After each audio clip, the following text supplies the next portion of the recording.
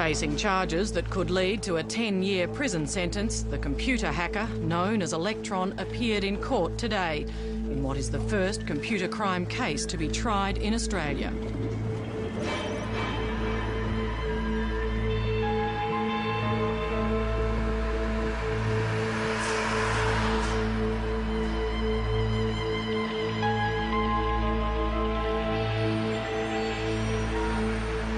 Tell me, in your own words, what fascination do you have with accessing computers overseas?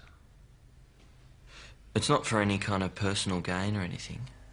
It's just the kick of getting into a system. I mean, once you're in, you often get bored, and even though you still have access to the system, you may never call back. So I guess it's the challenge and the ego boost you get from doing something like that. Whereas other people try and fail.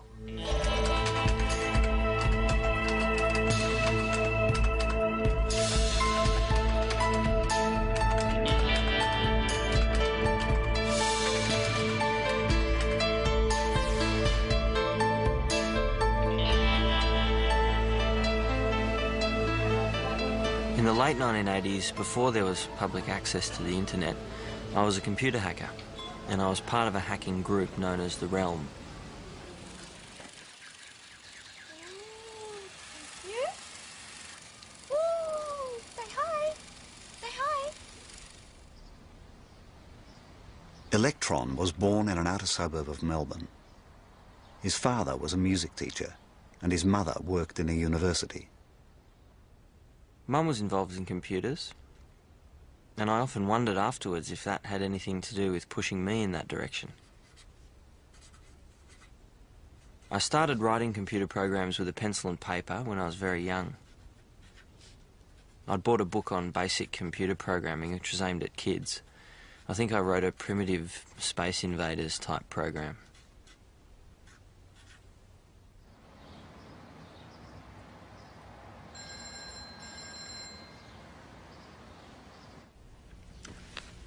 Right. My mother was very sick during this period. What time was that? And I remember the phone ringing, and while I couldn't hear the other end of the conversation, it was obvious that my mother had passed away.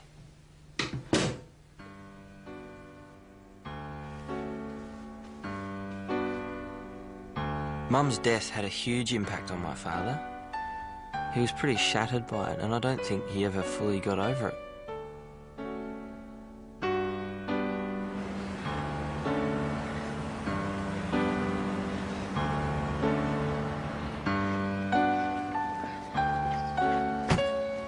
The school where my father was teaching music was reasonably progressive as far as getting computers into education went.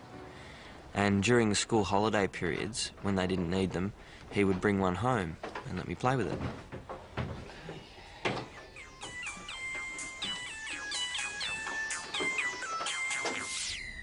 Wanting to know more about this world he had discovered, Electron bought his own computer when he was 16. At the same time, he read an article about how computer hackers had caused satellites to be moved in space. That motivated my wanting to get a modem. It was a 300 baud, and it was $90 at the time. The modem was responsible for turning my interest in computers into an obsession.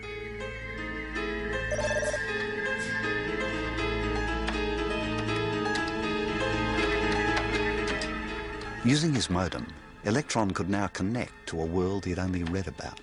He soon discovered that Melbourne was the capital of this international electronic community.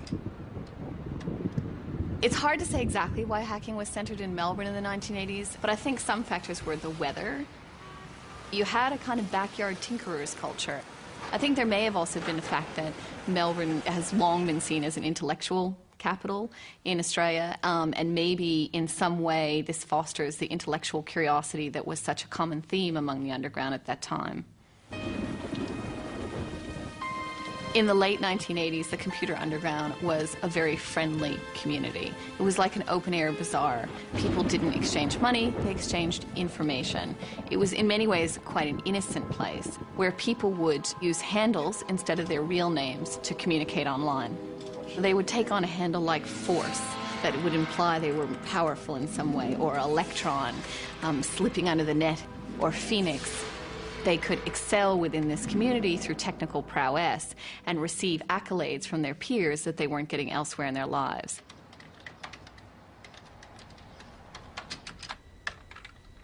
Dad was in charge of the emergency teachers stuff, so we had a kind of informal agreement that I'd keep the phone free in the mornings for the teachers to ring in sick, and he'd be able to organise an emergency.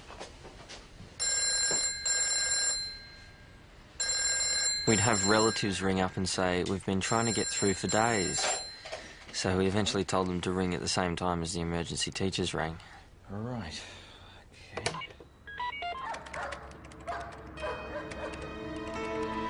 I was spending 18 hours a day, sometimes more, breaking into computers.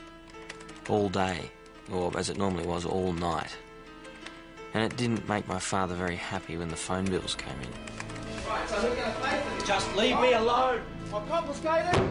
In the context of having quite a few arguments in the family situation, the keyboard and the screen don't argue. They do what you tell them to do. There were people who had difficulty and would be more comfortable in front of a keyboard than they would be in a social setting. You know, it's difficult for teenage boys anyway for all kinds of social reasons, and so the emergence of computing, which was this sort of supremely asocial world, was very comfortable for them. Before the movie War Games, hackers had been people who were around institutions like Stanford and MIT and were obsessed with big machines. It had nothing to do with breaking into computers. After the movie War Games, the term hacker came in the popular mind to be a teenage kid who spent his time breaking into computers. So it changed the meaning of the term hacker forever. I think War Games also created something of a model of behavior for kids who saw it as being cool to travel in these networks. War Games had a major impression on the psyche of the whole underground. It was the whole cloak and dagger thing, that there were security agencies and that type of thing involved.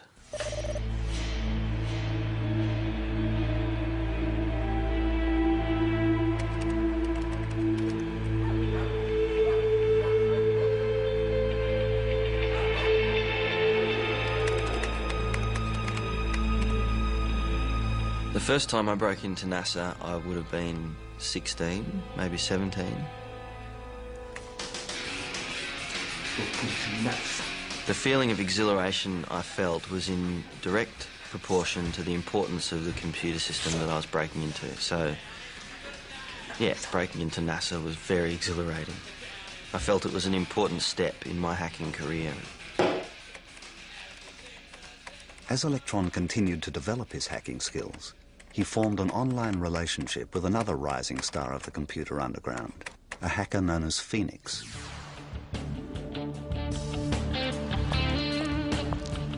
When I first knew of Phoenix, he was a user of telephone calling cards, which allowed him to make free international calls.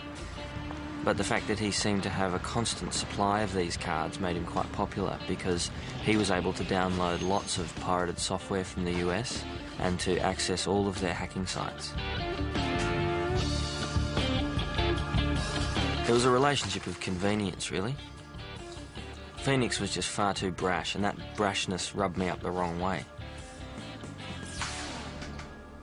There were things that Phoenix wouldn't have got from me if I'd had the same modem speed that he did.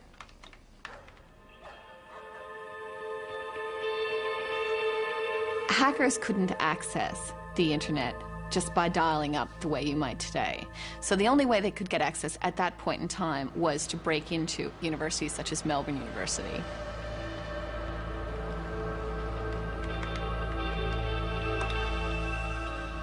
Phoenix had got a Melbourne Uni account off someone else, and he'd passed it on to me. And at that stage, I started using Melbourne Uni's computers to access computers on the internet.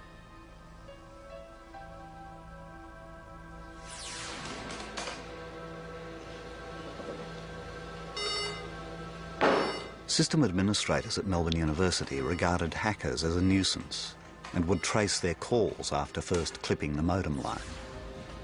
As the illegal logins persisted, the university notified the Australian Federal Police.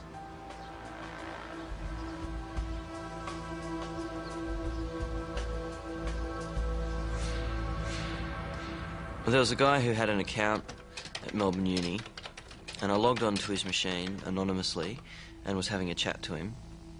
And he started talking about how Melbourne Uni had called in the Federal Police and Electron and Phoenix were involved in it, and it looks like there's going to be problems for them.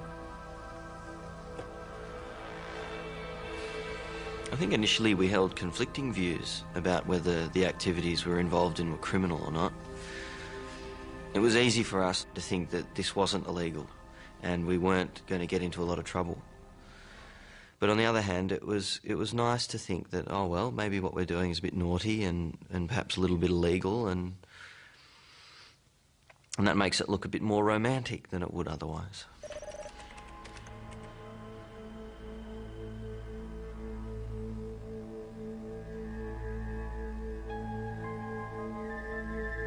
The 1980s was an interesting time to be growing up because there was the spectre of the Cold War during those years. And I can distinctly remember having nightmares about having nuclear missile silos in the backyard.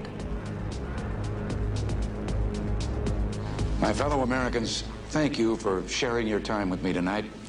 Let me share with you a vision of the future which offers hope. It is that we embark on a program to counter the awesome Soviet missile threat with measures that are defensive. There was a fatalism among some of the hackers, a sense that a nuclear war might start at any time, and as a result, it reduced a sense of consequences for their actions.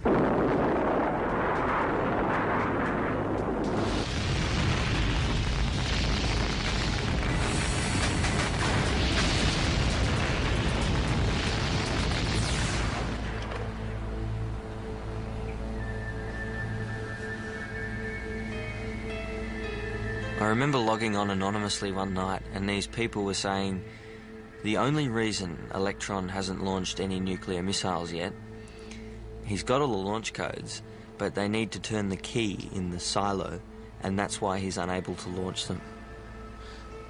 It was bizarre.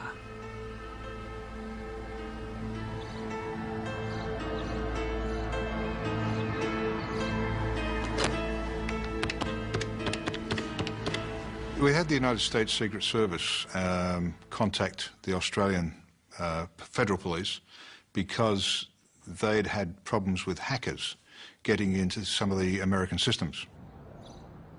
They were convinced that the hackers came from Australia, and they were jumping up and down quite a bit to get us to do something. The referral from the United States was a bit of a bombshell, because here was this referral of crimes committed on computers. And when you look at law enforcement at that time, not just Australia but the world, no one had really looked at this sort of stuff before. It was brand new.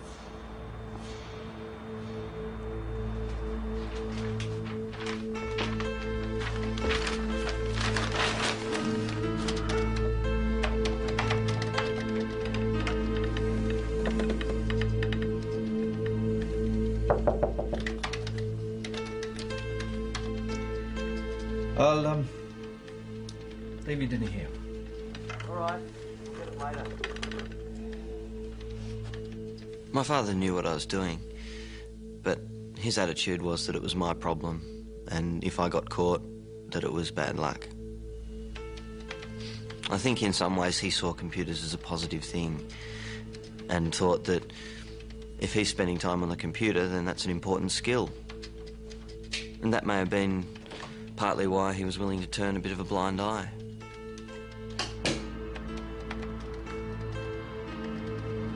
I think the prime motivator was that they had a good time.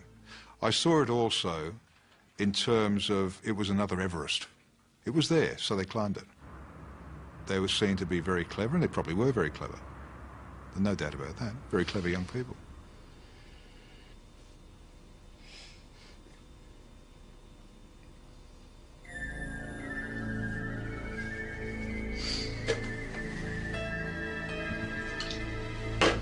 Well, there's the rush that you get from having broken in. There's also the feeling of control over the computer. It's almost like you're projected into the computer and you're able to operate things from this remote location.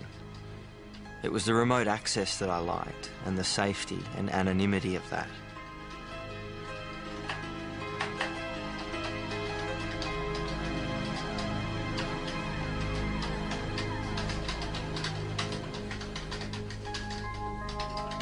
The realisation that I was addicted to hacking probably first came when I asked my father to hide the modem during exam times. It was the only way I was able to give myself any time to study. The first thing I normally did after studying for a couple of hours was start fossicking like a truffle pig looking for the modem.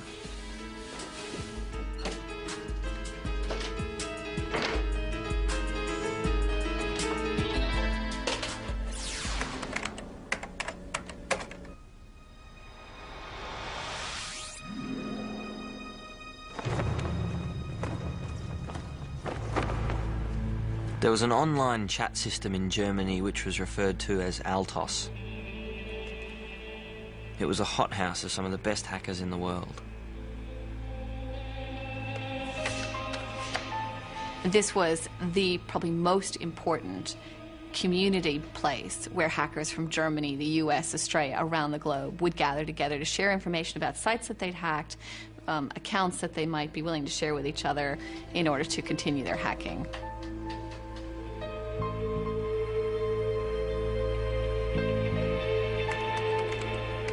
On Altos, Electron formed an online friendship with a West German hacker known as Pengo, who was part of a group known as the Chaos Computer Club. What Electron didn't know was that Pengo and another hacker named Hagbard were selling information they had stolen from US military computers to the KGB. There were several meetings over a 2-year period between the German hackers and KGB agents. Das ist Pengo, wie ich bereits erzählt habe. I don't think that Pengo's main motivation in this was some form of purposeful espionage. He actually said he just wanted to be the best hacker ever. And to some degree, this also gave him access to bigger and better machines. I don't think he was interested in spying for the Russians, per se.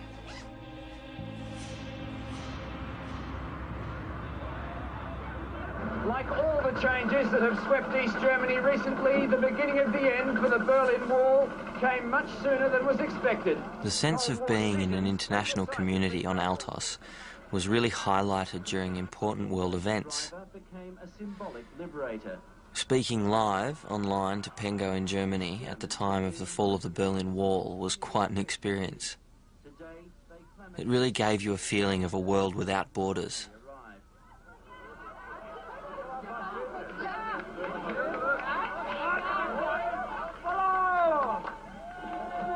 It's an emotional moment for Germans. On Altos, the Australian hackers had a reputation as being among the best and the brightest. One reason this was true is because one of the Australian hackers, Force, had a program that was very valuable called DEFCON. DEFCON was designed to scan computer networks for addresses of computers on that network with modems attached. Force was at home alone one night running his famous DEFCON program, and suddenly it connected to a system, and he began receiving thousands of credit card numbers being dumped to his machine. When Force went through this giant data dump, he found in the last section some unusual credit card transactions. Some of them were for buying expensive cars, or eating out at restaurants, or even visiting brothels. And in fact, one of the people had a credit limit of $5 million. When Force checked the origin of the list, he found it came from one of the world's largest banks, Citibank.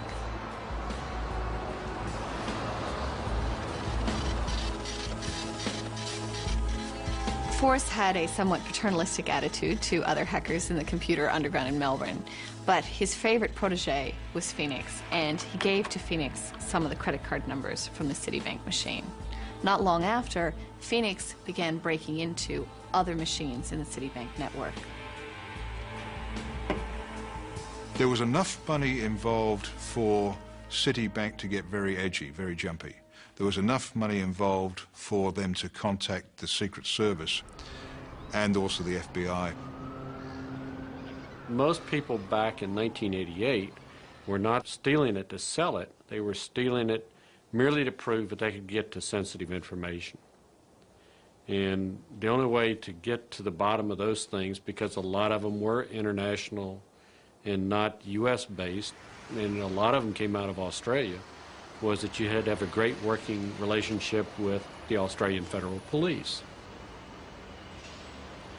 At that particular time, there was no law in Australia directly relating to computer crime. There was really very little the Federal Police could do other than take it on board as an intelligence probe to try and find out the facts and report to government that perhaps there was a problem with lack of legislation.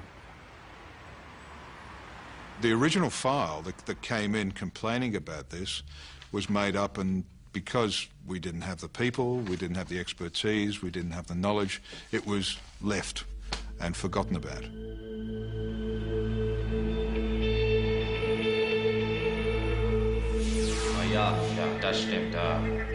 In the Northern Hemisphere, the West German police made headway in their own case when they arrested Pengo and his fellow hackers. Pengo gave full details of the hacking ring's activities in the hope of gaining immunity from prosecution.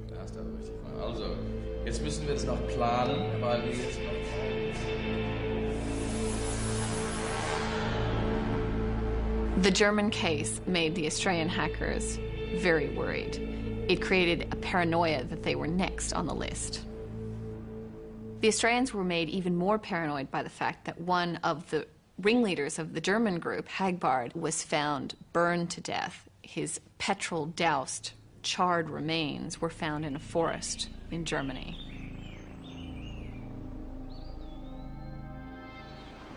In January, 2 articles appeared in the Australian newspaper, one of them claiming that Australian hackers had stolen $500,000 from Citibank.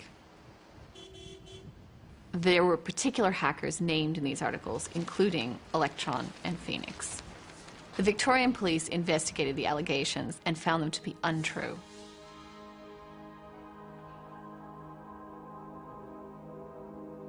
The articles that were published in the Australian indicated that there were a certain number of informants. It scared me for a couple of weeks, but then the fear versus the need to find the modem and start again won out. So I was back into it again pretty quickly.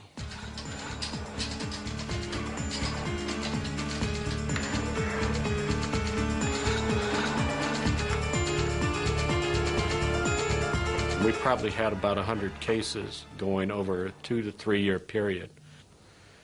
And I'm not sure why, you can't explain why hackers were more prevalent attacking U.S. systems, but at that particular point in time they were. The situation, Madam Speaker, is quite clear. Responding to increased pressure from US authorities, the Australian government enacted the first federal computer crime laws. The legislation specified stiff penalties, ranging from hefty fines to 10 years imprisonment. The Australian Federal Police now had the authority to act.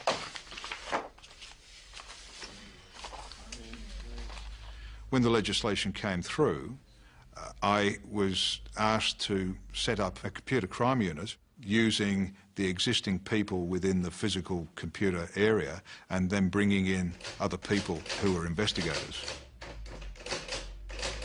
The AFP had a very low computer literacy at that point in time. We're talking about people still using typewriters. It was still the carbon paper days. And so the unknown element of what computers were resulted in a very low opinion of people. They say, well, I don't use computers. It's not important. Most of the other colleagues, most of the other people at my level thought it was a bit of a wank, and that I should be out there investigating real crime. Initially, we had to borrow computers. We borrowed computers from banks, computers they didn't need, older ones, We had to borrow quite a bit of equipment from anybody we could speak nicely to at the time. From the investigator's point of view, it was a very steep learning curve. Most of us had computers, our own computer, but we would not have known what would happen if we lifted up the bonnet and had a look inside. Okay, so what we've got here is a main cord going in. Make sure you remember. It's very difficult, just trying to work out what all these brand new terms were. I had a difficulty early in the piece of just understanding what is now, I suppose, the internet. How did it work? Who paid for it? Why could you get over to the United States and wouldn't cost you a penny? The new legislation sent shockwaves through the underground community. While many chose to lay low, one unknown hacker was about to focus the international spotlight on hacking.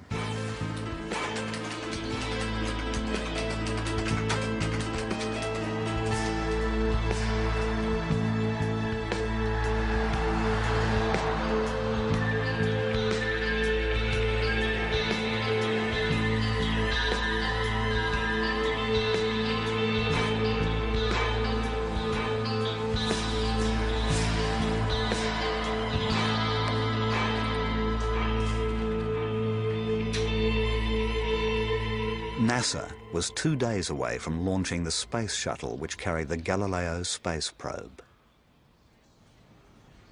Galileo had been dogged by controversy from the very beginning because it was to be powered by plutonium.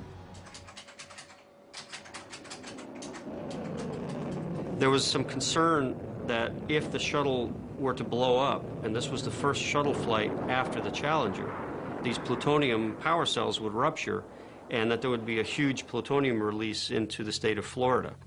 So at that time, there was a protest going on around the launch, and it was effectively, I think, the morning of that launch that this worm hit. NASA's computers had been attacked by a worm, a sophisticated form of computer virus. Can I speak to Ron Tenkati, please? The worm would change the system logon banner, so when the user would type in their password, up would pop this banner that would fill the screen, and it says, "Your computer has been wanked. You talk of times of peace and then prepare for war," and this logo that said, "Worms Against Nuclear Killers," WANK. Panic. Just simple panic. What happened initially was that there were a lot of phone calls going back and forth and a lot of confusion. There were different things you would see depending on what the worm was trying to do to your machine. It would say, "Hi, I'm deleting all your files," and start listing your files and saying delete, delete, delete, delete. As I began to read the code and understand some of the things that it could do, and started to diagram how it was working and stuff, it became clear to me that it was a reasonable threat to the network. The mystery only deepened with the discovery of the process name attached to the worm, a collection of letters which formed the word oils. When I saw the word oils, I immediately knew it was the music band Midnight Oil. And so I began rummaging through my collection of Midnight Oil CDs looking for this lyric, "You talk of times of peace for all, but then prepare for war."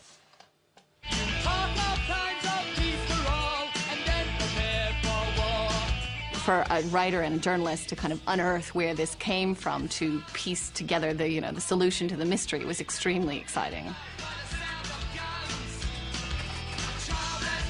At the end of the day, the only things we know about the author of The Wankworm is that he was probably Australian, he was certainly a Midnight Oil fan, and he may or may not have had some political agenda. In reality, the files were still there, they hadn't been moved, they hadn't been touched, but to the average user, at least initially, they thought they'd lost all their work. On the one level, people can look at this as just one huge prank. And there's a lot of truth to that. However, that one huge prank cost me, my employer, my government a lot of time, a lot of money, And it scared a lot of people needlessly. Did it ever stop a mission? Not to my knowledge. Am I still angry about it? Absolutely. Would I hunt him down if I had more data and I had the authority? No problem. Honestly, I still don't know who the authors of the worm were. There were some rumors that it was the two chaps down in Australia, and I think years after the worm was released, we've pretty much come to believe that it was Phoenix and Electron. No one has ever been connected as the creator of the Wankworm. No one was ever charged. There was innuendo, an accusation, but in the end there was never enough evidence to actually go after particular hackers. While the US continued to exert pressure on the Australian authorities to deal with the hacking problem, Electron faced a more immediate crisis.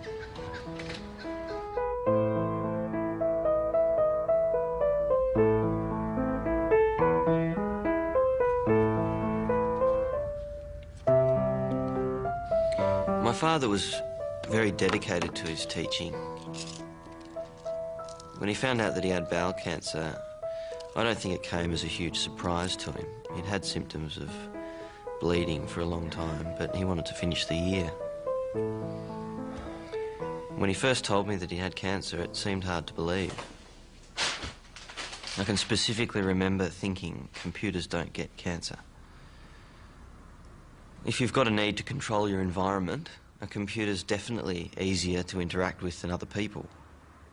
And the sense of control I got from interacting with the computer was certainly in stark contrast to the control I had over other events occurring at the time. Did you hack those vaxes? No, I went to bed and hung up the phone. You? I got kicked off.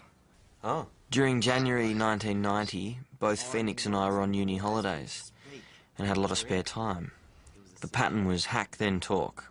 Hack, then talk. Check in again, compare notes, and then back to hacking. We had information of their conversations through the telephone intercepts. Yet to prosecute, we had to get evidence on their computers. Early in the piece, we could not get that data. We could get their voices fine, we could hear what they were saying. They'd say things like, Electron, do you get that? And we would say frustratedly, you know, didn't see a bloody thing. Yeah. Eventually, we managed to get their data as well.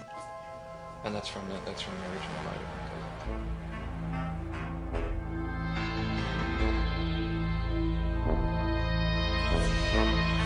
We could read the data in real time. That wasn't a problem. We could see it on our screens.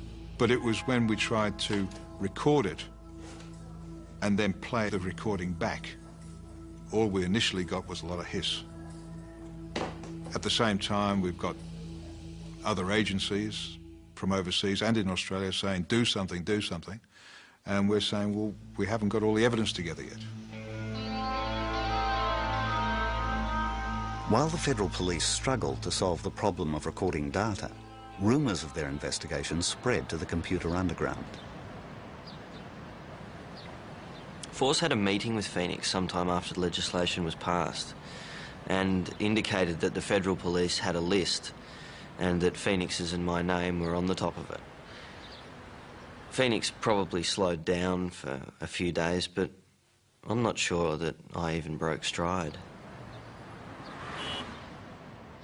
Force left the hacking scene completely and became involved in music. He didn't have the same addiction to hacking that I did. As they became more consumed with hacking, Electron and Phoenix sought more powerful hacking tools to break into more and more computers. The most powerful tool at the time was called Zardoz.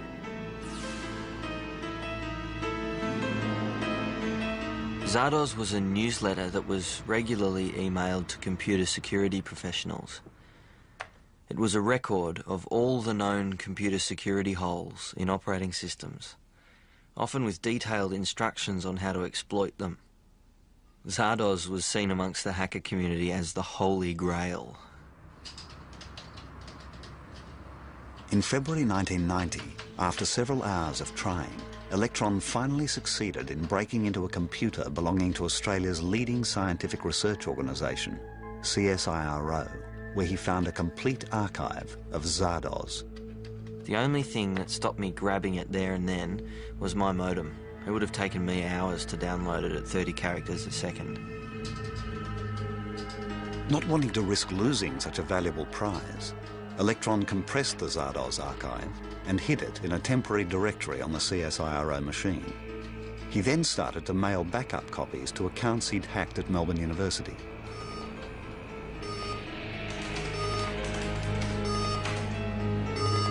The university system administrator then warned his CSIRO colleague.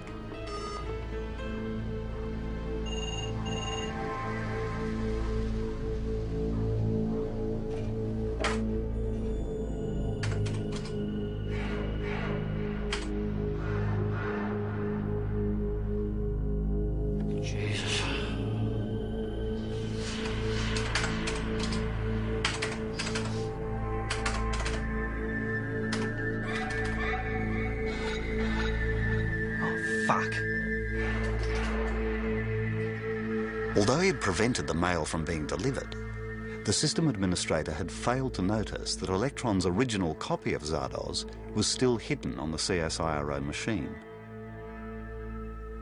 The access details for the machine are mis1.csiro.au.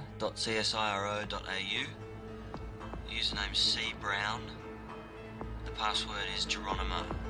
Thanks. See ya. I probably wouldn't have given Phoenix Zardoz if I didn't need him to download it. But his modem was 8 times less risky for him to download it than it was for me.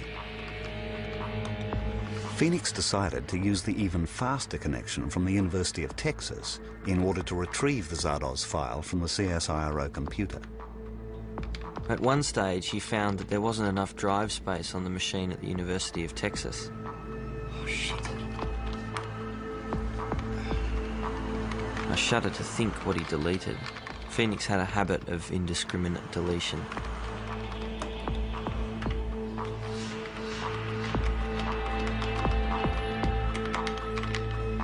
Yes.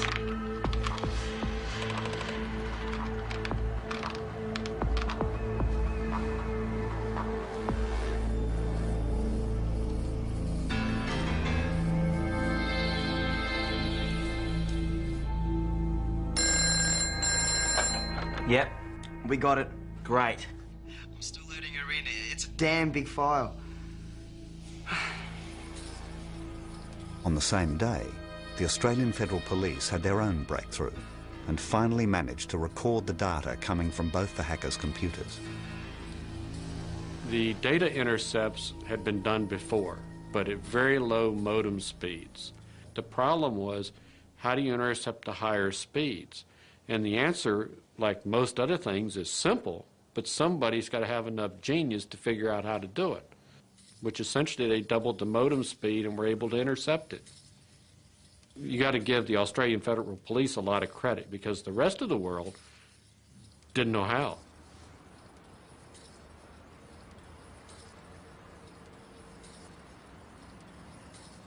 Over a period of 6 weeks, we captured every keystroke that they made, every word that they'd said. No, that's the wrong password file structure. You have to use FTP instead. Having Zardoz meant that almost every computer we accessed was up for grabs. I'm in. We were already on a bit of a frenzy at this stage, but Zardoz put a few more drops of blood in the water.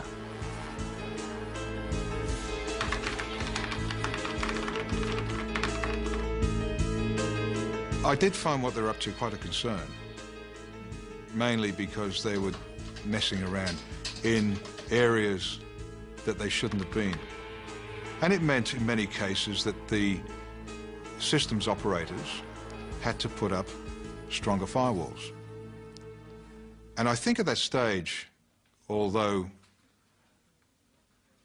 maybe it didn't occur to me immediately, but it really was the start of the breakdown of the internet concept of openness.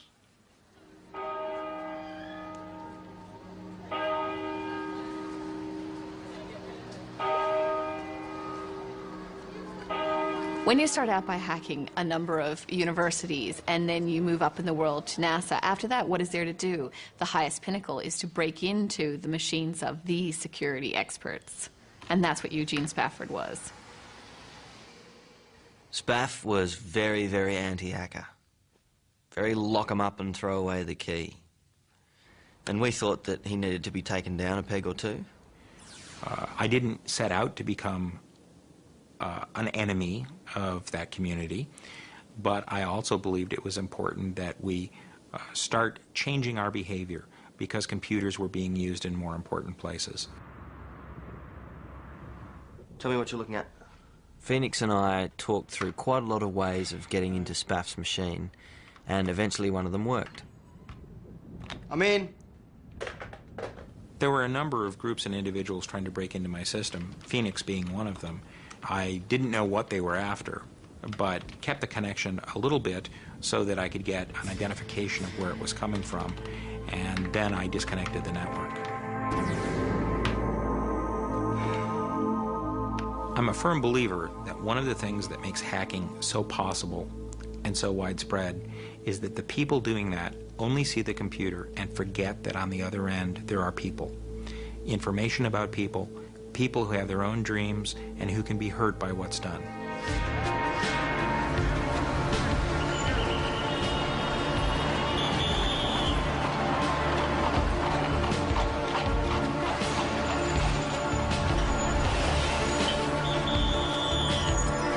I originally came into this with a pretty high opinion of these kids. I mean, I was fascinated with this culture. It was a subculture that I really kind of identified with. I mean, you know, there is this spirit of adventure that is part and parcel of hacker culture. But what I saw over the next decade is a lot of malicious behavior, and I began to realize that, you know, there were some spoiled brats out there that were doing real damage. John Markoff reported that a worm had been coursing its way through various U.S. computer systems. In fact, what had happened is the Australians had been so active, had been breaking into so many machines in such a short period of time, that it looked like a worm, but in fact, it was people. Yes, John Markoff, please. This is John Markoff. Mr. Markoff. I got a call from a young man who said he was from Australia, and he was very upset that he had been sort of confused with the machine, and he was also trying to make the point that he was upset with some of the computer security people who were at odds with the hacker community. Because I was able to confirm the attacks, I ended up writing about it.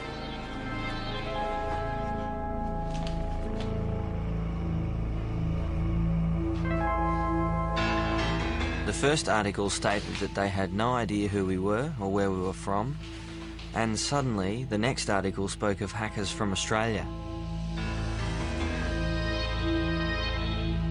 I was horrified, but to be honest, I was a little bit chuffed about the New York Times showing some interest in us. I knew that this article wouldn't go unnoticed. It really felt like the beginning of the end. I just really need you to hide this.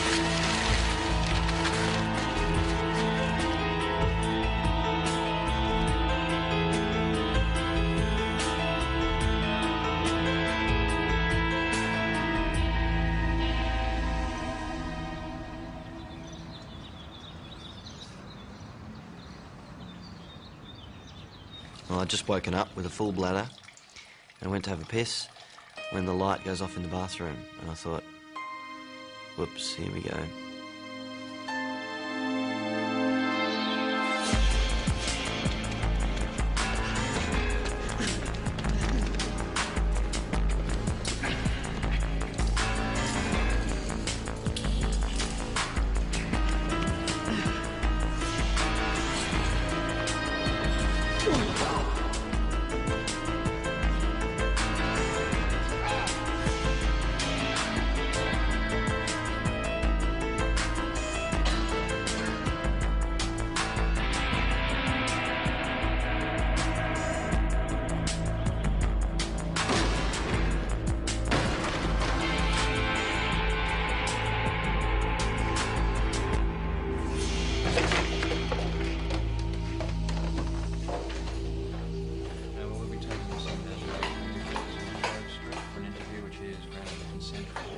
One thing the police didn't find was my modem. Dad had become so proficient at hiding it that even the Australian Federal Police couldn't find it.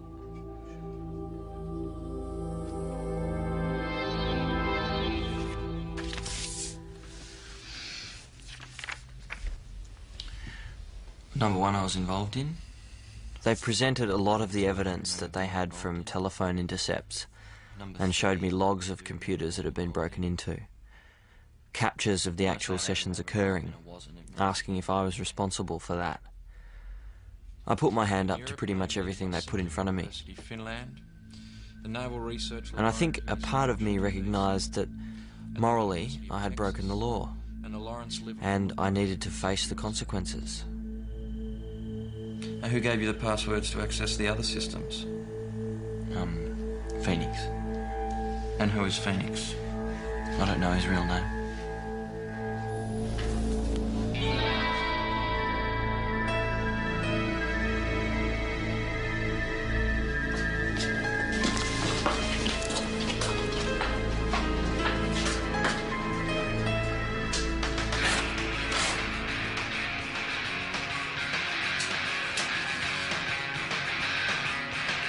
After the arrest, I felt there was a hole left in my life, and I needed to fill it. And I moved from one addiction to another. The 3 years leading up to the court case were pretty much of a blur, really.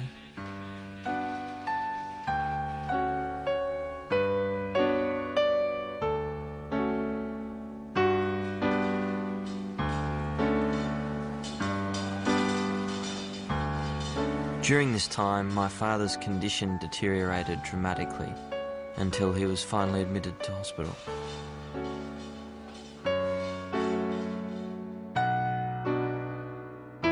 My father died at an unfortunate time when we were not getting along very well.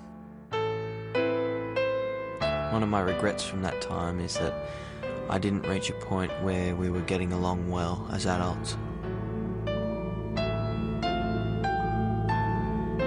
After my father passed away and before the sentencing, the stress and the pressure from the court case and the copious amounts of drugs I was taking led me to becoming more and more mentally unstable. And it eventually culminated in a complete breakdown, which required hospitalisation.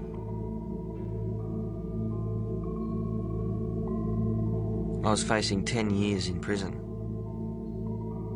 It was probably touch and go as to whether I was going to come out of things at the other end. After a month of intensive treatment, I was able to return home.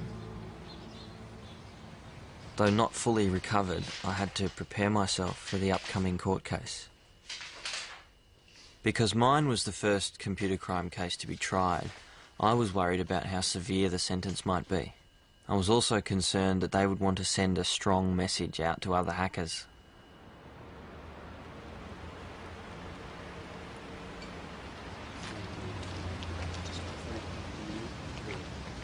Our society today is increasingly dependent on the use of computer technology.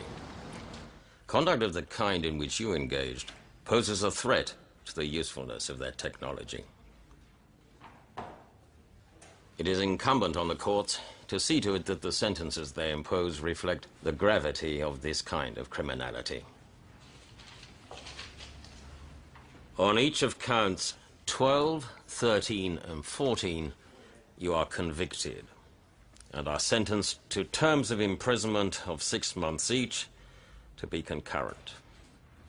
However, you will not be required to serve the terms of imprisonment imposed, provided you are of good behavior for the ensuing 6 months.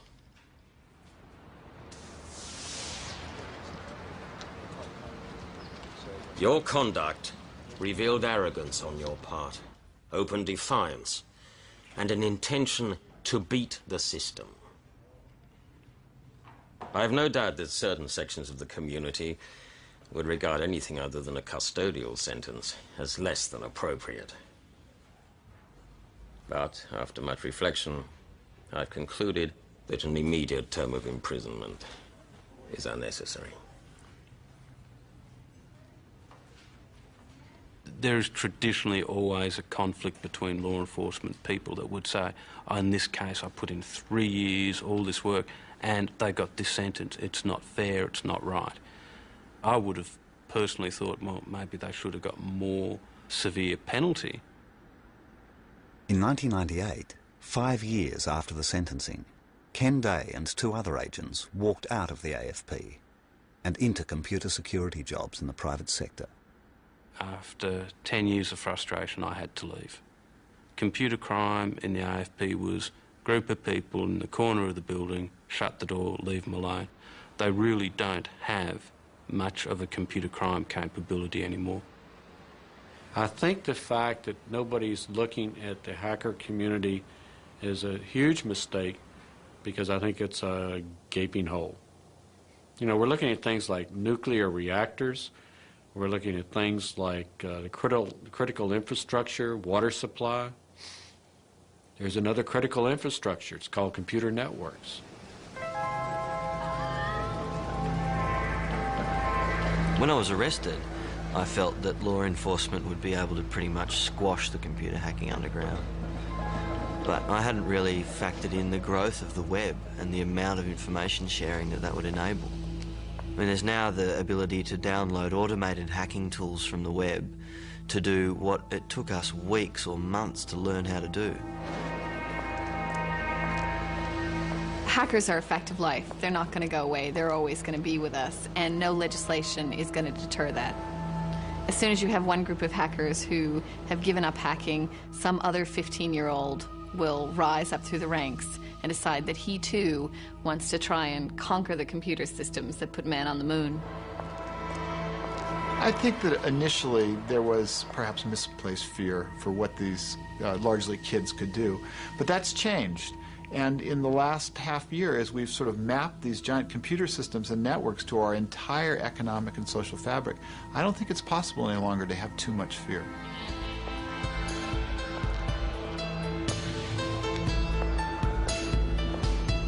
The amount of detail I share with current acquaintances and even friends about my past life is limited. I mean, there's situations where I outright lie about certain aspects of my past.